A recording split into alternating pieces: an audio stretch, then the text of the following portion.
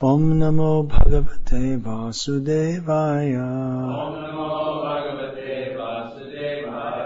Om Namo Bhagavate Vasudevaya.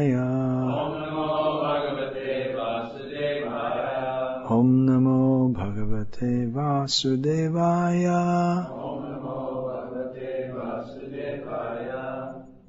Shri Chaitanya Charitamrita Adi Leela, Chapter 7, Text 73, Translation and Commentary by His Divine Grace, A.C. Bhaktivedanta Swami Prabhupada. It's a well-known verse. Krishna mantra hoite habe shangshamochan, Krishna naam hoite pabe, Krishna charan.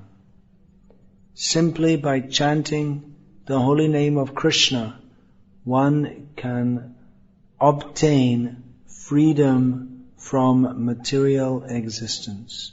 Indeed, simply by chanting the Hare Krishna mantra, one will be able to see the lotus feet of the Lord. Purport.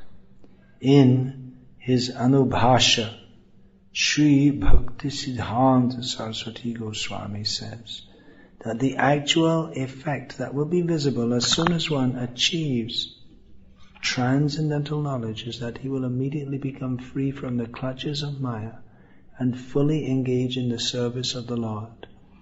Unless one serves the Supreme Personality of Godhead, Mukunda, one cannot become free from fruitive activities under the external energy.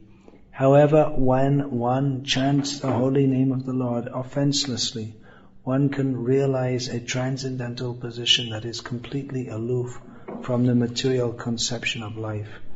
Rendering service to the Lord, a devotee relates to the Supreme Personality of Godhead in one of 5 relationships, namely Shanta, Dasya, Sakya, Vatsalya or Madhurya, and thus he relishes transcendental bliss in that relationship. Such a relationship certainly transcends the body and mind.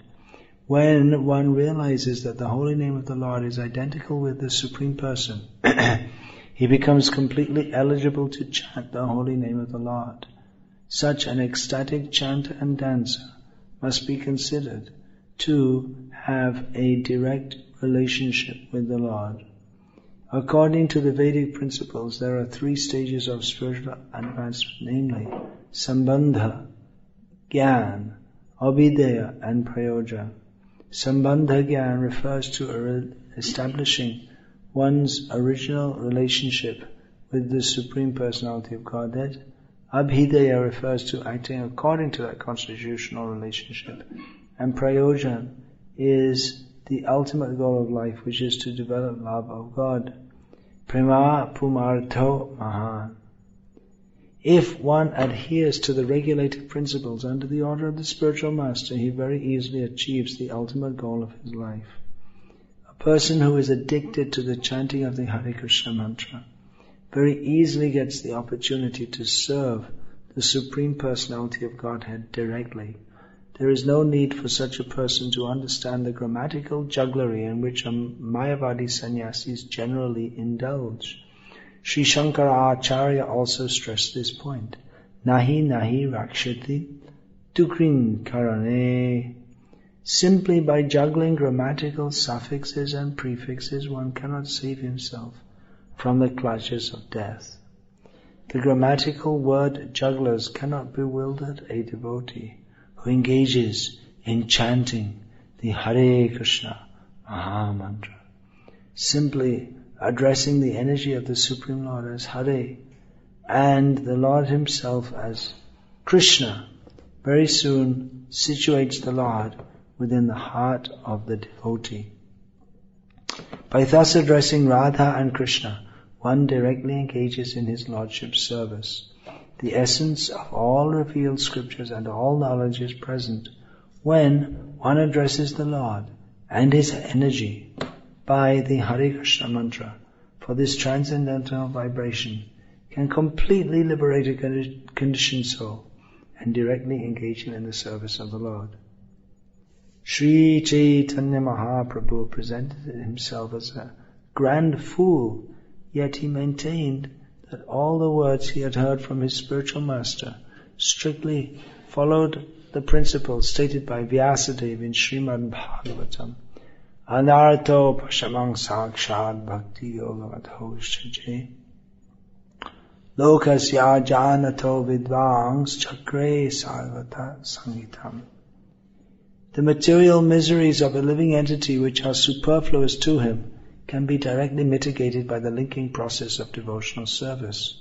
But the mass of people do not know this, and therefore the learned Vyasadeva compiled this Vedic literature, Srimad Bhagavatam, which is in relation to the Supreme Truth. One can overcome all misconceptions and entanglement in the material world by practicing Bhakti Yoga, and therefore Vyasadeva, acting on the instructions of Sri Narad, has very kindly introduced Srimad Bhagavatam to relieve the conditioned souls from the clutches of Maya. Lord Chaitanya's spiritual master instructed him, therefore, that one must read Srimad Bhagavatam regularly and with scrutiny to gradually become attached to the chanting of the Hare Krishna Mahamantra. The holy name and the Lord are identical. One who is completely free from the clutches of Maya can understand this fact. This knowledge, which is achieved by the mercy of the spiritual master, places one on the supreme transcendental platform. Sri Chaitanya Mahaprabhu presented himself as a fool because prior to accepting the shelter of a spiritual master, he could not understand that simply by chanting one can be relieved from all material conditions. But as soon as he became a faithful servant of his spiritual master and followed his instructions, he very easily saw the path of liberation. Sri Chaitanya Mahaprabhu's chanting of the Hare Krishna mantra must be understood to be devoid of all offences. The 10 offences against the holy name are as follows. 1. To blaspheme a devotee of the Lord. 2. To consider the Lord and the demigods to be on the same level, or to think that there are many gods. 3. To neglect the orders of the spiritual master. 4. To minimize the authority of scriptures, Vedas. 5. To interpret the holy name of God. 6. To commit sins on the strength of chanting. 7. To instruct the glories of the Lord's name to the unfaithful. 8. To compare the chanting of the holy name with material piety. 9. To be inattentive while chanting the holy name. And 10. To be attached to material things in spite of chanting the holy name. In the first years of his stay in America, Srila Prabhupada translated several books. One of the books which he presented was Teachings of Lord Chaitanya, which is a collection of the parts of Chaitanya Charitamrita, which are, or some of the parts of Chaitanya Charitamrita, in which there are long philosophical discussions of Chaitanya Mahaprabhu with other persons. Later he was requested to translate the whole Chaitanya Charitamrita, and he did so, starting with this chapter that we're reading now, chapter 7 of Adi Leela. This was published before any other parts of the book.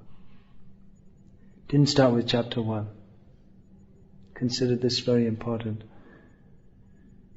Particularly because herein Chaitanya Mahaprabhu's refutation of Mayavada is succinctly given. Herein also,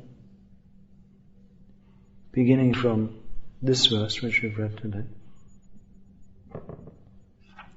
is the theology of chanting the holy names. That's described elsewhere in Chaitanya Charitamrita also, but it's here described particularly in relationship to the Mayavada interpretation of Vedanta. Generally, if someone says they're interested in Vedanta. Especially in the West, if anyone's ever heard of it, those few people who have heard of Vedanta, they consider him to be an impersonalist. Somehow or other, impersonalists seem to have claimed a monopoly on Vedanta. Although the majority of commentaries on Vedanta, that at least those that are extant, or the majority of writings on Vedanta are actually by Vaishnavas. Another misunderstanding is that Vedanta specifically refers to Vedanta Sutra, but actually Vedanta specifically refers to the Upanishads. And then the summary of the philosophy of the Upanishads is given in Vedanta Sutra by Vyasadeva himself. And then the various commentaries, Shankaracharya's commentary is the Mayavada commentary, his Mayavada commentary, Sharirak Bhasha. That is the most influential. They have, in the Western world, is what they call the Vedanta Society. We find that in Srila Prabhupada Lilamrita there's a small anecdote given. Srila Prabhupada, in his very earliest days in New York, so many people would come to him with so many supposed philosophies. I mean, I wonder, we can't know the mind of a pure devotee. What was Prabhupada thinking, right? He'd been living in Vrindavan, himself deeply steeped in actual philosophy, and he spent his whole life with devotees, associating with devotees, deeply steeped in philosophy. Himself was the servant of the greatest philosopher of that generation, Srila Bhaktisiddhanta Saraswati Thakur. And he would have all these hippies coming up to him and trying to tell him their philosophy, as if they knew anything about philosophy. So it's described in Srila Prabhupada Lilamrita that someone came up to Srila Prabhupada and said, "Well, actually, I'm a follower of Vedanta." Prabhupada said, "What do you know about Vedanta? What's the first aphorism of Vedanta?" Vedanta Sutra. And of course he had no idea whatsoever. He was completely stumped by the question. I'm a follower of Vedanta. So what's the first statement of Vedanta Sutra? He had no idea. Just this Neo-Vedanta means the Ramakrishna mission, Vivekananda, other persons who have just the opposite of avatar. They've come up from the hellish regions to drag others down. Avatars come down from the spiritual world to take others up. And such persons have come down from the hellish regions to drag society down and drag others down. So the Neo-Vedanta, Prabhupada writes about Ramakrishna mission and others that although they claim philosophical allegiance to Shankaracharya, even Shankaracharya would have been ashamed of them. He would have been in the name of Vedanta, they're fish-eating and meat-eating sannyasis. So, Nirvishesha Shunyavadi Paschatya Deshatana. Srila Prabhupada saw his mission being that of delivering the Western countries on the order of his spiritual master, and specifically to save them from the impersonalist and voidist types of philosophy. Or actually even in these countries people don't know, they have no idea what philosophy means actually. Even the people who are supposed to be in the university studying philosophy, comes in the category of asatyam apratishtam te. They have no fix, they have no locus standi. It's just your thoughts are vague here, there, and no fixed position. They cannot have, because they're being devoid of the Vedic knowledge. They have no starting point. The starting point can be anywhere. So how can they come to any conclusion? They can't even start. And what is their conclusion? From the very beginning, it's impossible that they have any conclusion. So this philosophy, Vedanta, that means actually to understand Krishna. Because Vedaisya sarvaraham eva Veda. Vedanta krid Veda Vedevacha. The Vedas are meant for understanding Krishna. They come from Krishna. Veda Narayana Sakshat. They come from Him. He is the compiler of the Vedanta. He is the knower of the Vedas. However, the class of so-called Vedanta philosophers or Mayavadis who studied or still do, study Vedanta to eke or to squeeze out an impersonalistic interpretation. So their teachings have been taken in a pop form. So we have Neo-Vedanta, we have pop Vedanta in the Western world, where the pop Vedanta means there's no pop, is just like that was first pop. This word was used first for pop music, and then there's pop music, pop art, and pop people, popped out people. That's for sure. So it comes from the word popular, but it suggests something with a kind of gaudy or razzmatazz kind of appeal, but very little substance. It appeals to shallow people who don't want to think deeply, who simply want some cheap entertainment. So there we have the idea. Of course, pop art has attained some respectability among pop people. But I'm saying this pop Mayavad means people without going deeply into any philosophy, they just, with a big smile on their face, say, I am God. It's all one. Everything is wonderful. It's all feeling. Vibes. We should have good vibes. Just,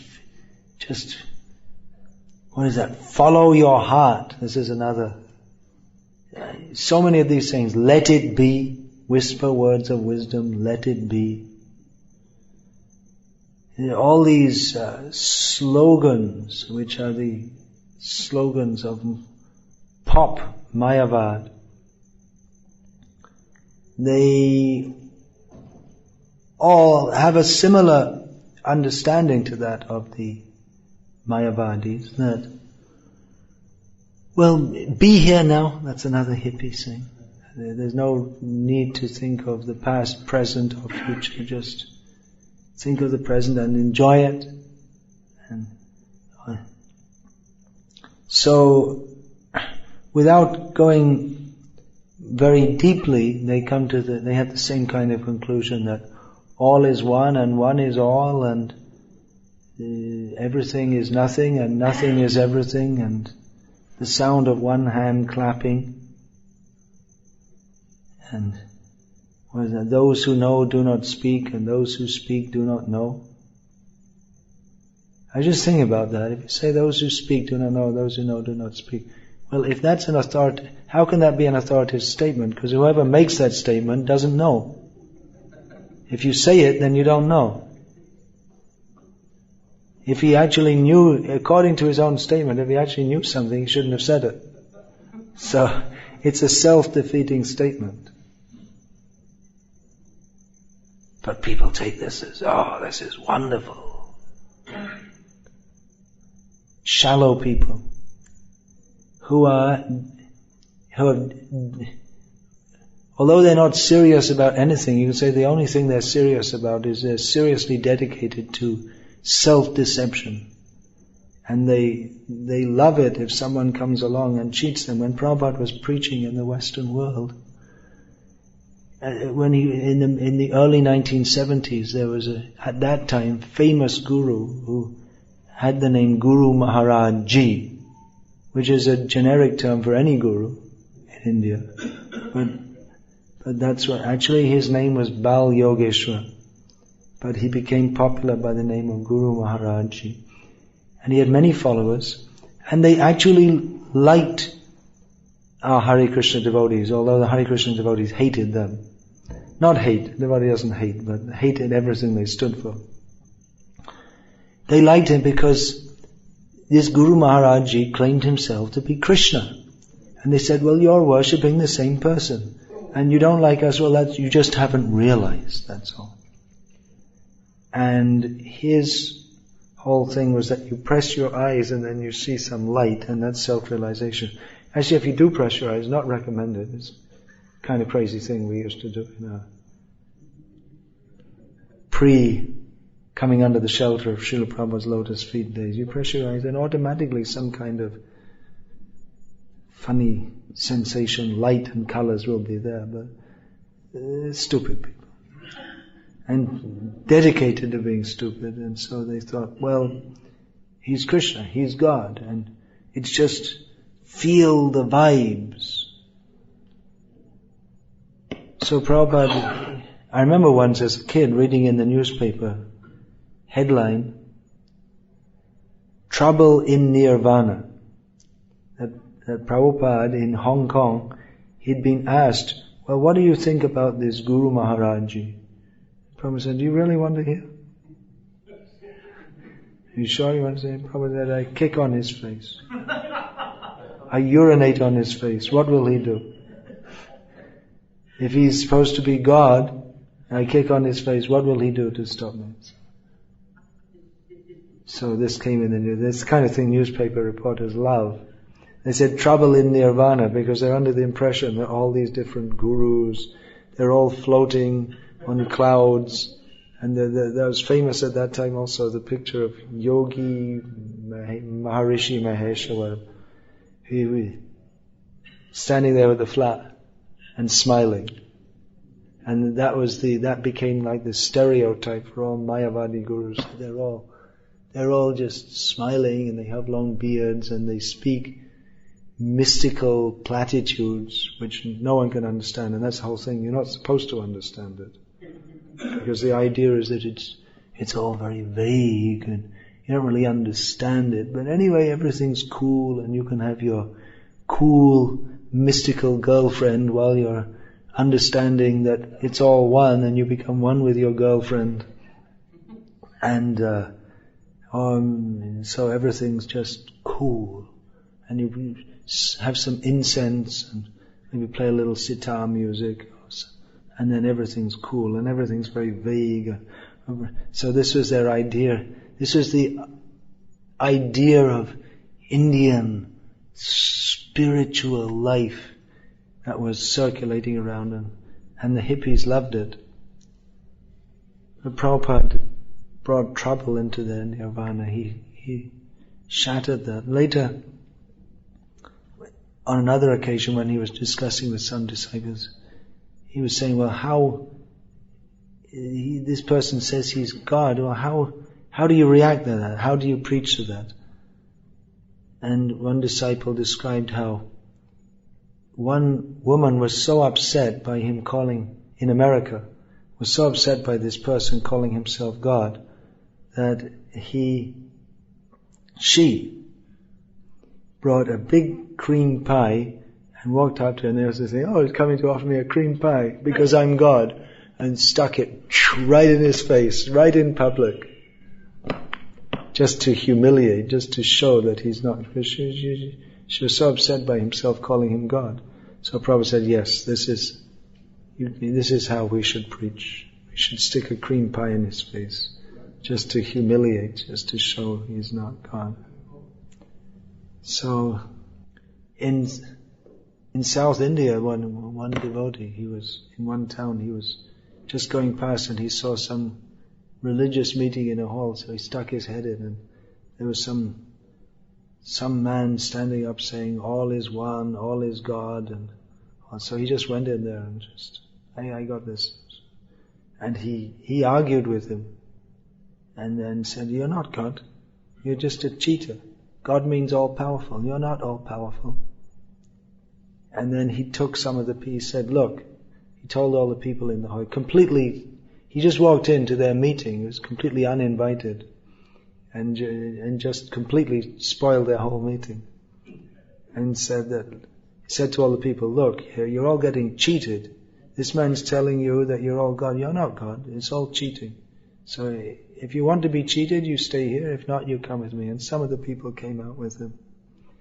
He got a bit of a reputation now. Then one big Mayavadi guru came in. He doesn't go in, he came in kami clothes without tilak and started asking him questions at the end of the show. And then the people said, well, we have to end, there's no time for any more questions now. And then they just took him off the backstage so they couldn't meet. So he took him away because he was being embarrassed by the questions he was asking. So this Mayavadi, this pop Mayavad, it's very shallow. It's not difficult to defeat. The real Mayavadis, to meet them on their grounds,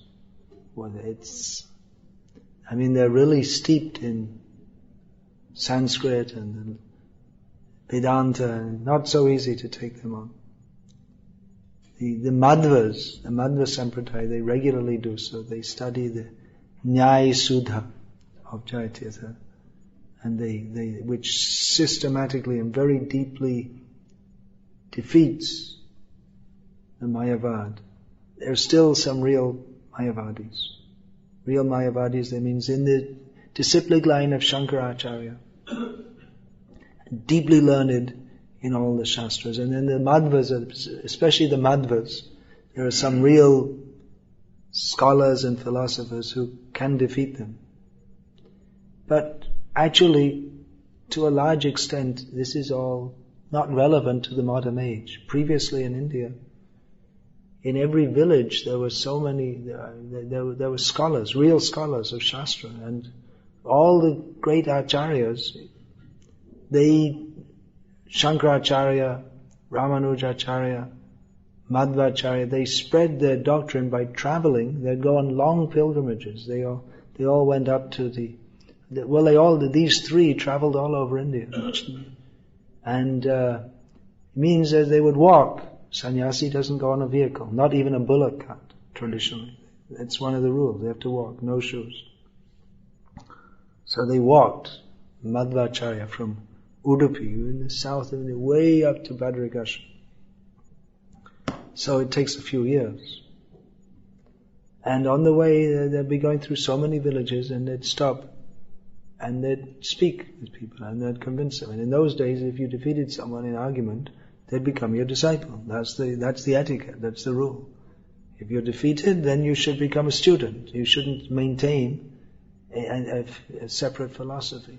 And defeated means there were rules of debate also. It's not like nowadays you completely cut someone up in discussion and they have no leg to stand on, and then they say, well, anyway, it's my opinion. There's another effect of this neo-Mayavad, that all opinions are as good as the same. And therefore, everything's just an opinion.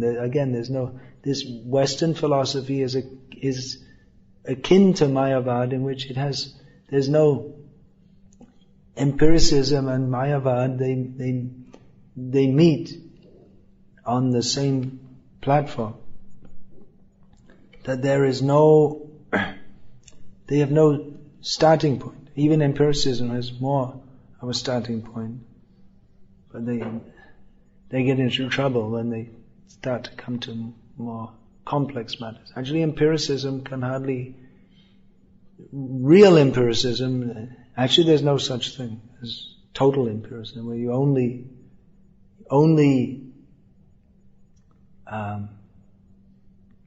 base understanding on what we can observe. There's no such thing, actually. There's always opinion and I forgot the word now.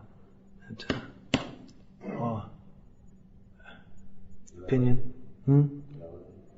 No, there's presumptions. We presume based on total empiricism, we couldn't even take one step, because if you'd first of all you'd have to measure the floor in front of you to see if it could take the weight of your foot. If you're going to be absolutely purely empiric, then you shouldn't trust anything. And the anuman must be there.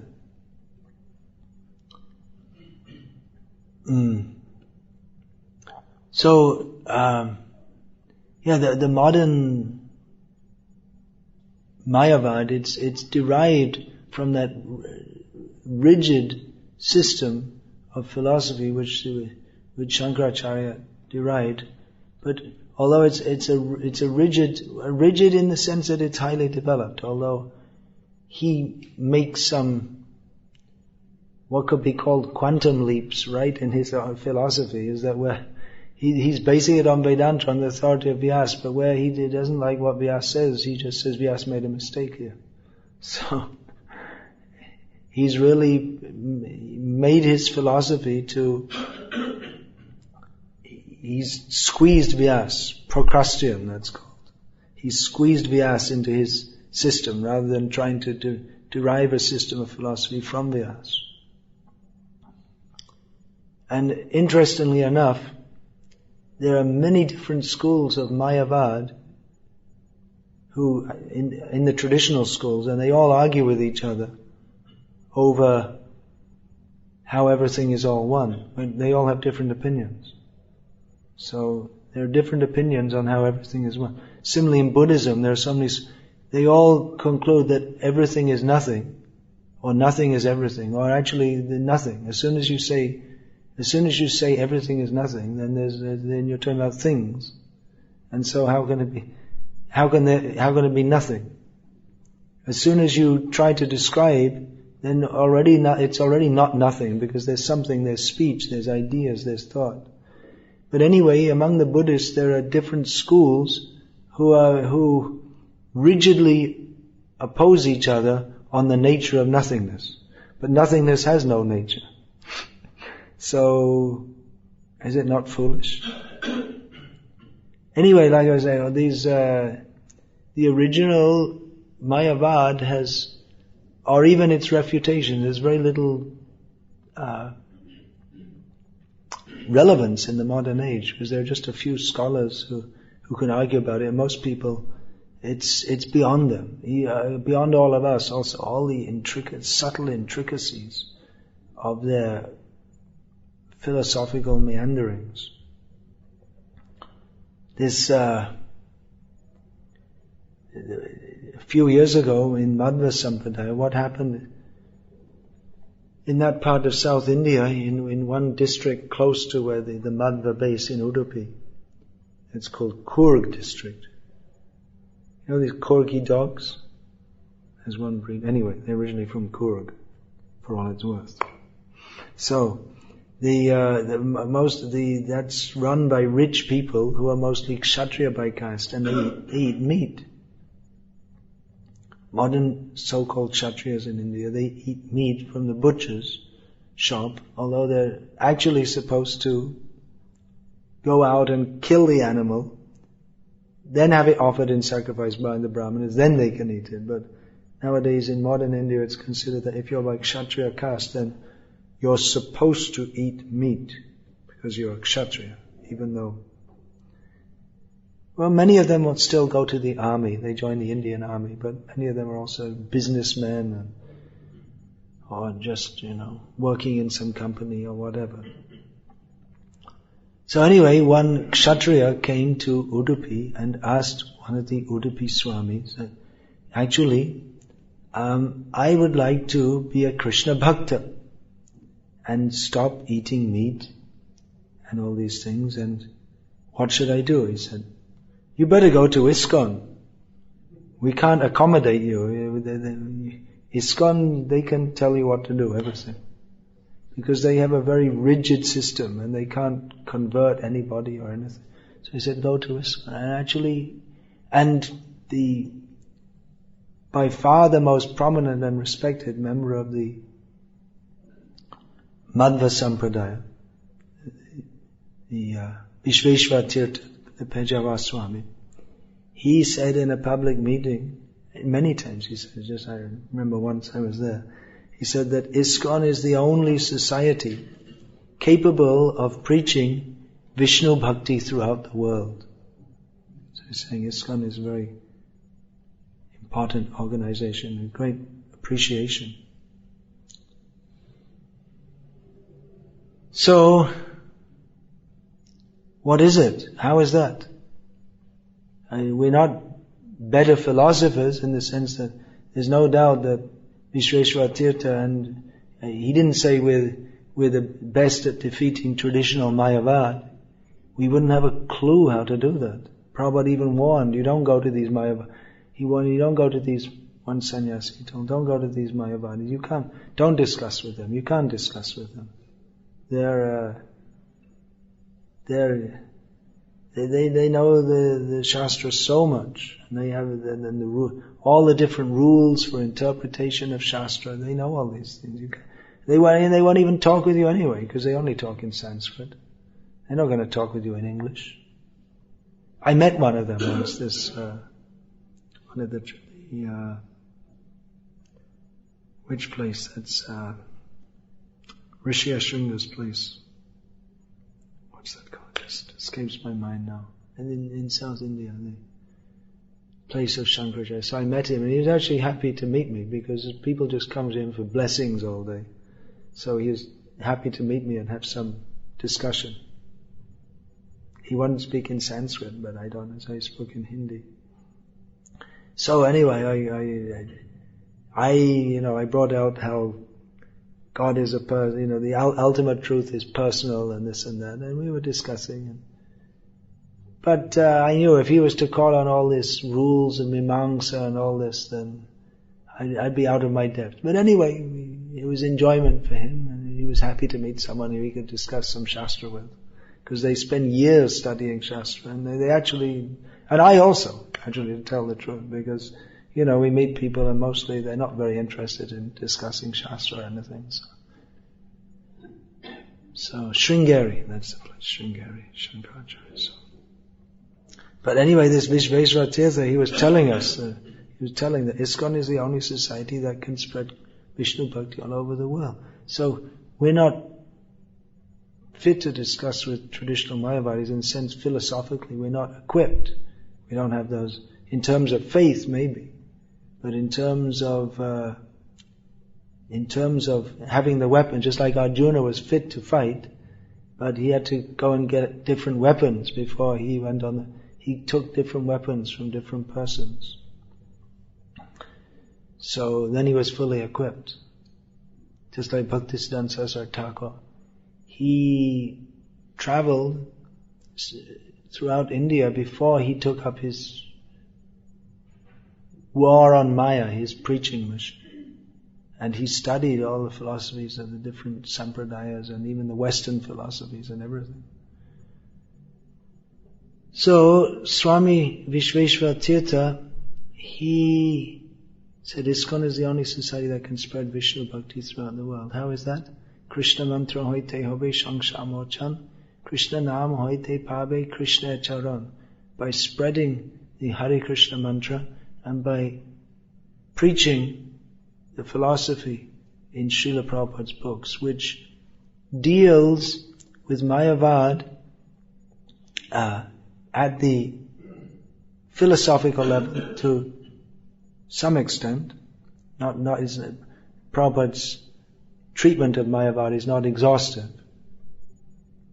There are previous books of the Acharyas which are actually very difficult to translate into English, because you'd probably just have to put together a whole bunch of technical terms and in Sanskrit and string them together with a few English words, because the concepts, each concept would have to be explained. It's very technical stuff.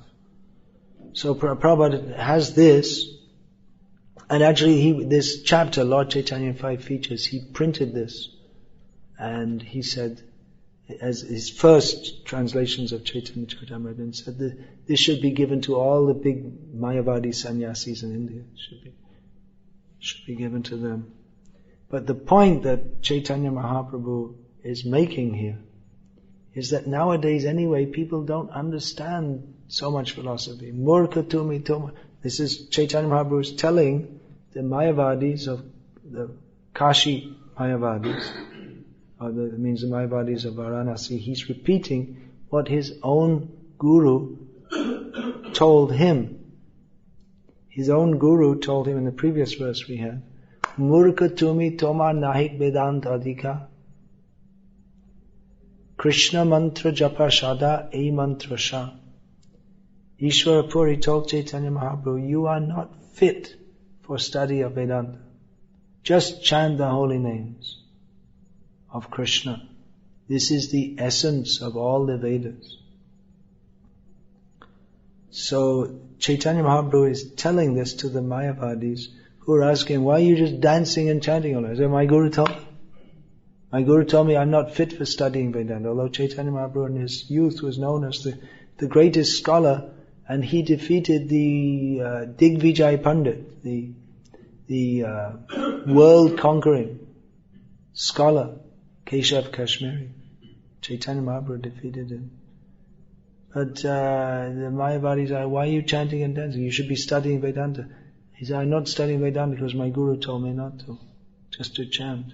So Guru Vachan, that's the order of the Guru, that's if one quotes that, why are you doing something? My Guru told me. That in traditional India, that's a very powerful praman or evidence. That's more than Veda Vachan. If the Guru is in line with Vedas, then the Guru Vachan is more than Ved Vachan, because Ved Vachan, or the direction of the Vedas, are general instructions, but Guru Vachan is personal instruction from one who's supposed to be as good as God. Ved Vachan is coming from God, and Guru is supposed to be non-different from God. So Guru Vachan is very powerful. So Chaitanya Mahaprabhu quoted this, but then of course, Guru Vachan, that's also, that may be questioned, on what basis does Guru say this? So, then that has to be understood, that what the Guru says is in line with the Siddhanta of the Vedas, even if it's in line with the spirit of the Vedic teachings, even if it's not in line with particular rules of the Vedas. And there are many instances, just like Jamadagni told Parashuram to cut off your mother's head. Now, cutting off the mother's head is not allowed according to Vedic direction or according to any direction. Obeying one's father's order is also required. That's Guru Vachan. And Parashuram immediately did it. He cut off his mother's head. And then Jamadagni was very pleased with him and said, that's very good, you did what I said, now you take a benediction. Parashuram said, please bring my mother back to life without memory of what I did. So he had faith that his father had the ability to do that, and that his father his father's order should be followed, even if it was apparently against the laws of the Vedas. But Chaitanya Mahaprabhu is quoting, Ishvara Puri told me to chant the holy names. That is the essence of all the Vedas. So that in itself is the essence of all the Vedas. And then this quote is here, Rig Veda to Yajur Veda, Samaveda Piyatarvana Adhitas Tena Yeno Tam Hariret Yaksharadoyam. Where's that stated from? Just as another quotation. A person who chants the 2 syllables Ha-ri has already studied the 4 Vedas. Sama, Rig, Yajur, Atharva. It's understood because the conclusion of the Vedas is to worship Krishna. And chanting the holy names is the best way to worship Krishna. So everything is included in that. All Vedic knowledge is included within that chanting of the holy names. So Chaitanya Mahaprabhu went on to discuss Vedanta philosophy with the Mayavadis. That actually he does know Vedanta very well. And he defeated them. And then they also joined the Kirtan. It's very difficult to discuss with these neo-Mayavadis because, like I say, they have no locus standi, they have no fixed position. And if you say one thing, it's like they just flip over to another thing. They're not interested. They're actually extremely insincere people. Anyone who's attracted to this Mayavad way of thinking, we can understand that even if they're vegetarians, many of them are vegetarians, but they have very sinful mentality actually.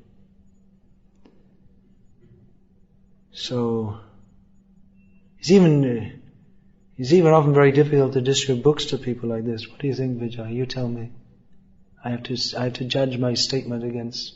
Often they say, "Well, I already know all this." They're like, they think I already know. I don't need to learn anything about all this. Yeah, very proud. They think, "Well, I already know." It's a very common thing. People read 1 or 2 books by some yogi or something when they have 2 or 3 quotes from the Upanishads, and they think, "Well, I know everything. I know all about that." And then they start to think they're God, and they go completely in the opposite direction of actual advancement in spiritual life, which is the actual spiritual life means trinada pisunichena, to consider oneself more insignificant than a grass in the street, very humble, considering the greatness of Krishna and our own insignificance. But then the Mayavadis, they think, I am God, and then they become so puffed up. So, in the name of spiritual life,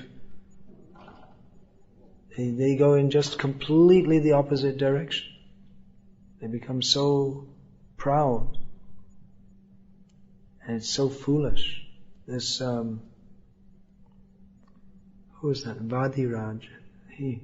He took many of the quotes that Prabhupada quotes in his books, defeating Mayavad. They're from the previous Acharya, Vadiraj especially. He took Mayavad arguments to their logical conclusion and showed how foolish they are. Just for instance, if everything is all one, and then then there's no difference between all different persons, and if one person gets liberated, then everyone should get liberated. So in this way he trashed all different philosophies, or different propositions of the Mayavadis. So Prabhupada's books, they are appropriate for the modern age to deal with pop Mayavad and pop science, and it's all pop.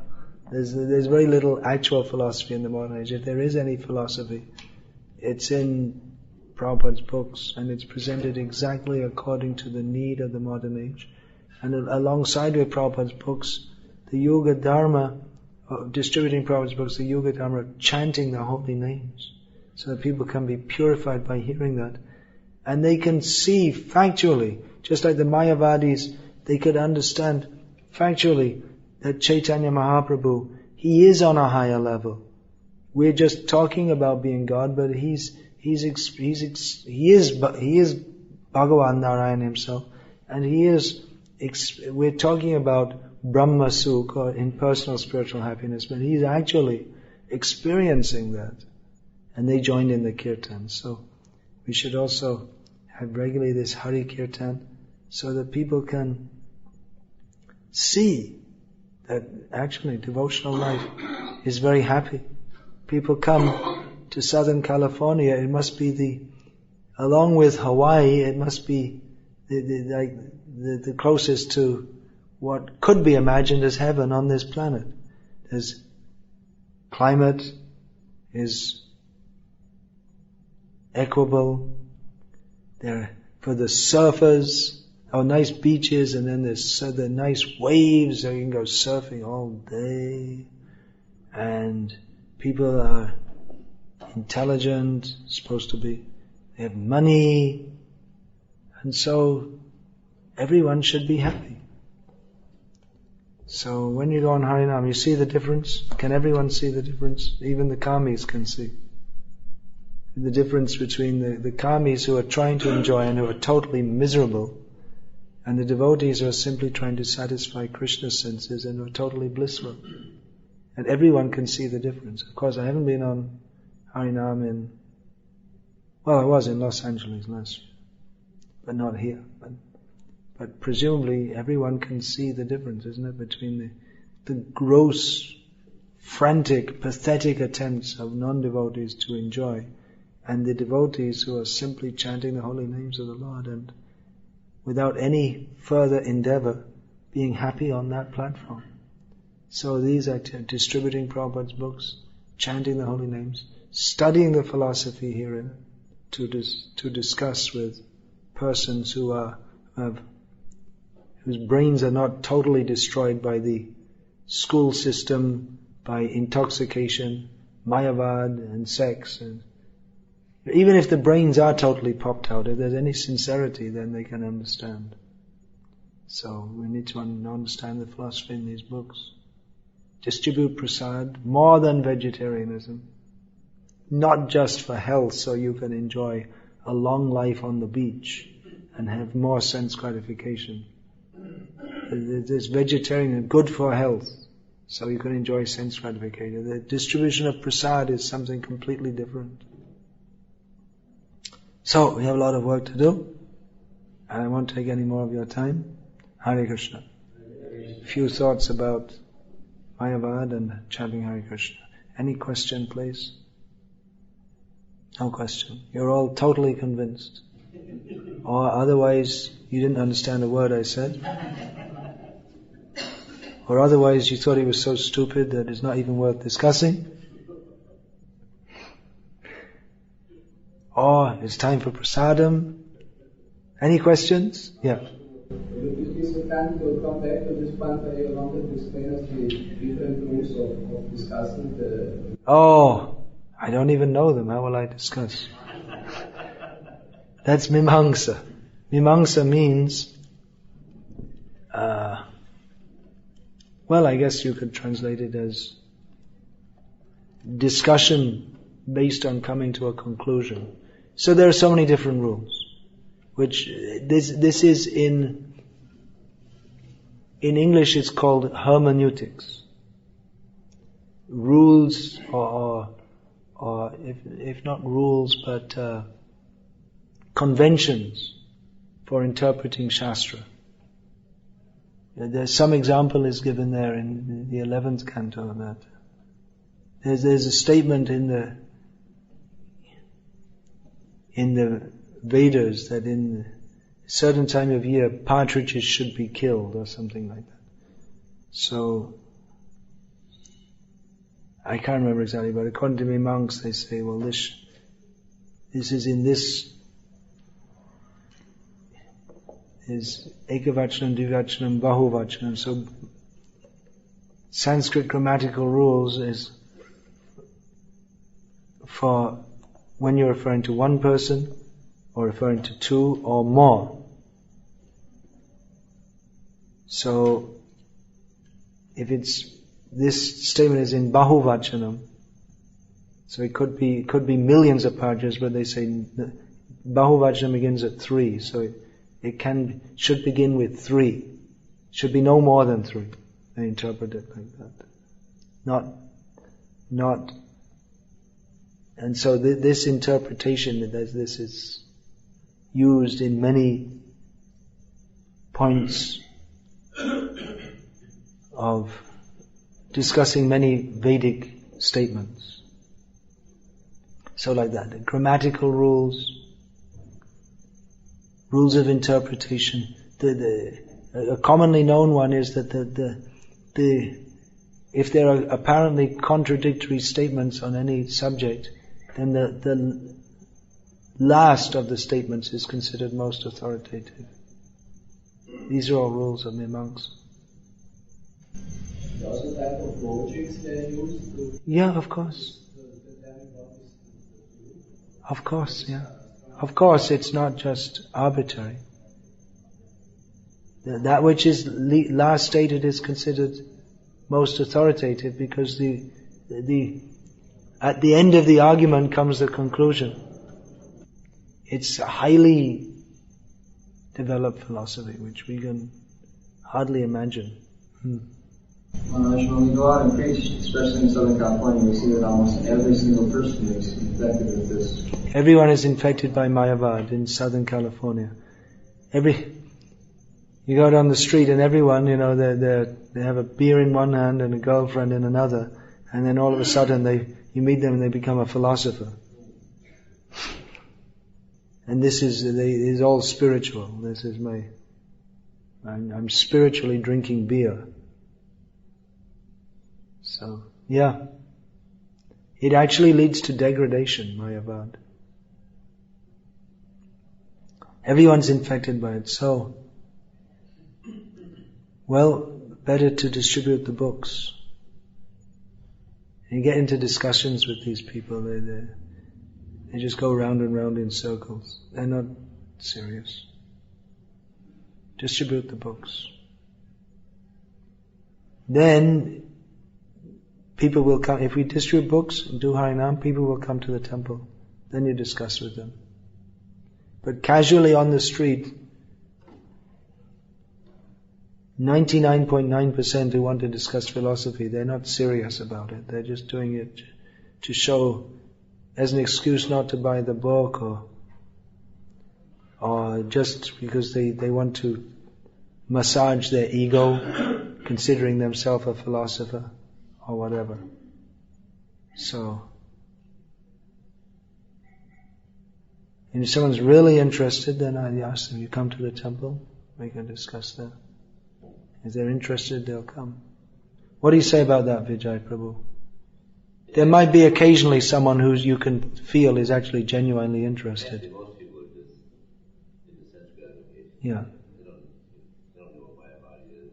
No, they don't know what Mayavada is, although they're infected with it fully. I mean, there's some, but most people are just enjoying the sense gratification. Yeah. And then, show them the book, a lot of people. They are interested? They presumably take it as something else for their sense gratification, otherwise they wouldn't be interested. Maybe it titillates their sense of... That's one thing that I tell on the speech, is the art of inner happiness, inner pleasure. Yeah. I'm into pleasure. They say that. So we're speaking the truth and cheating them at the same time, because their idea... You say inner pleasure, which is true, but their understanding of inner pleasure is something different, and they presume that what you're saying jives with their understanding of it. Hare